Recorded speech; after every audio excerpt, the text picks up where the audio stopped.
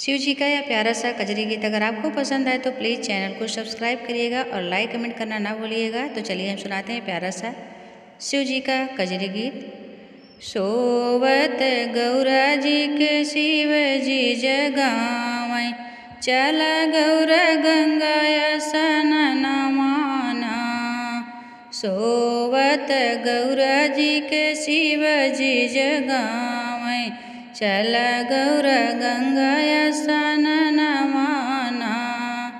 सोवत गौरा जी के शिव जी जगावै, चला गौरा गंगा स्नान माना।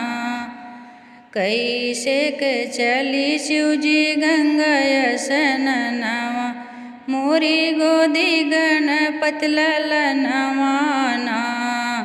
कैसे के चली शिव जी गंगा स्नानवा, मोरी गोदी गणपत ललनवाना। अरे सोवत गौरा के शिव जी जगावै, चला गौरा गंगा स्नान माना।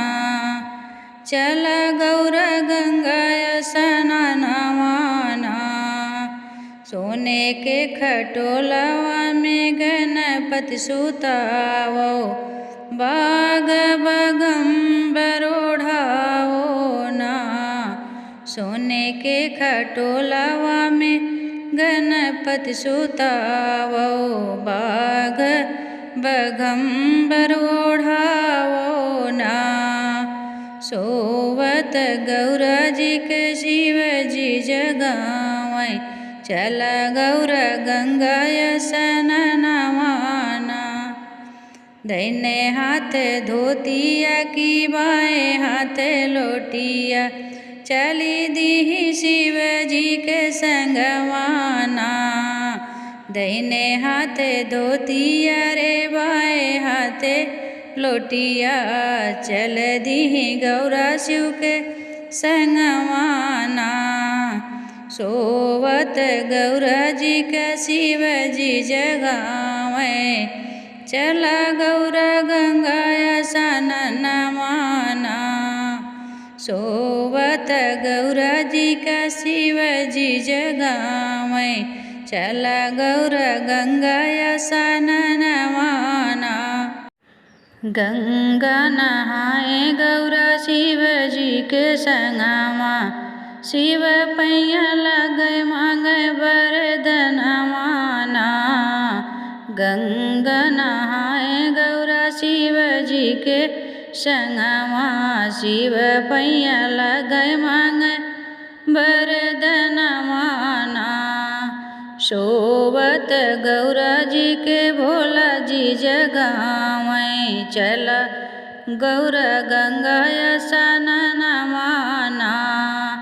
सोवत गौरा जी के भोला जी जगावै, चला गौरा गंगा स्नान माना। कि जुग जुग बढ़े गौरा मांगिया के सेनुरा, जुग जुग बढ़े गौरा मांगिया के सेनुरा। जुग जुग जिये तोर ललन माना। कि जुग जुग बढ़े गौरा मांगिया के सेनुरा, जुग जुग जिये तोर ललन माना। सोवत गौरा जी का शिव जी जगावै, चला गौरा गंगा स्नान माना। सोवत गौरा जी के भोला जी जगावै, चला गौरा गंगा स्नान माना।